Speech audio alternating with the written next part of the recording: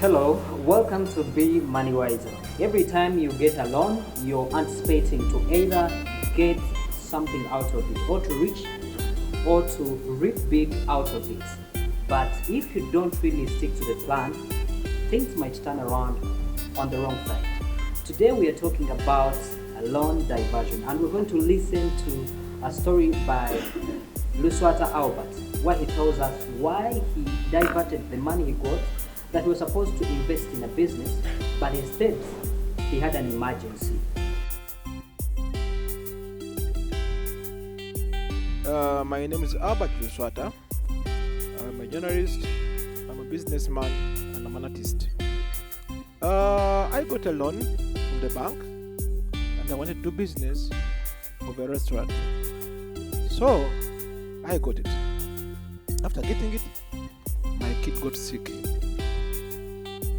I had no alternative because the wife was just on my neck. And the only alternative is to get on that money to take my kid to the hospital. None of it around, I lost some of the money. Or I can say capital that I lost. I didn't know that I thought that I would get back that money to still continue operating my restaurant, which I failed. What do I learn from this? It's a question. What I learned is that I was not prepared. So I need to be prepared, or if you want to do business, you have to prepare yourself. Not just say, tomorrow I'm going to do this business, tomorrow I'm going to do this, tomorrow I'm starting this business without a plan. So you have to make a plan to start up a business. In every business that you do, you must plan. It's not to lose. So I done that. Thank you so much. This gentleman borrowed with a plan. He did everything that was required of him to get that loan. But then he was hit by this emergency that really, possibly when he looked around in the resources that he had, the only possible way out was this money that he had got for the loan. True, at most times we usually blame people for borrowing money without a plan, Yes. or a clear vision of what they are going to use the money for, or even when they have a plan, they borrow at the wrong time. Yeah. You have a plan, but you're not ready to execute it. Yeah. But you can see for him, he was more than ready with a plan to get started with a business, but then an emergency comes in. Is an emergency a justification for someone to divert money? One of the main cause of loan diversion is poor client relationship management. Most of the time, lenders, financial institutions do not understand their clients, do not give them financial literacy to make them understand that when you take the money, it's the purpose. The money should be properly utilized. So number two, the common one obviously is poor monitoring. We really don't know these clients, we never monitor them, we don't know the challenges they are facing, because if our CRM is good, we are monitoring the clients and we are not under financing, we can fight loan diversion. But if I apply for a loan of 10 million and give me 5, by all means I may end up not using the money for the purpose I intended to do. Alex, looking at Albert's story, it's a unique one. I want you to have this kind of perspective that he's gotten the money, he already has the plan, but his child falls sick.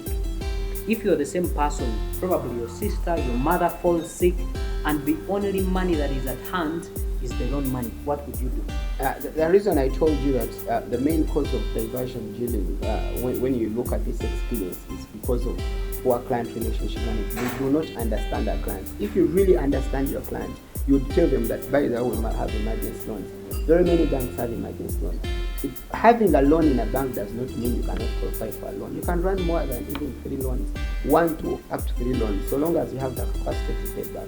You may find you're taking a loan maybe of a certain amount of money and your capacity to pay back is enough to run another loan. So if the officer in charge of the loan and the client had a good relationship, they would have communicated that, by the way, my child has palsy, and they get a small amount of money that can cater for that emergency with the proper terms. Because you can take a loan for business, you're supposed to pay either weekly or monthly, but they can tell you, by the way, it's an emergency, don't take it, you pay it after 3 Now, months. Alex, is that not getting into enslavement?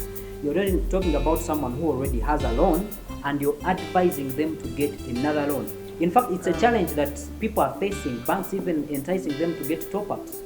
Well, at the end of it all, as long as someone endeavors to be more knowledgeable about finances, we always emphasize that we need to save for emergencies.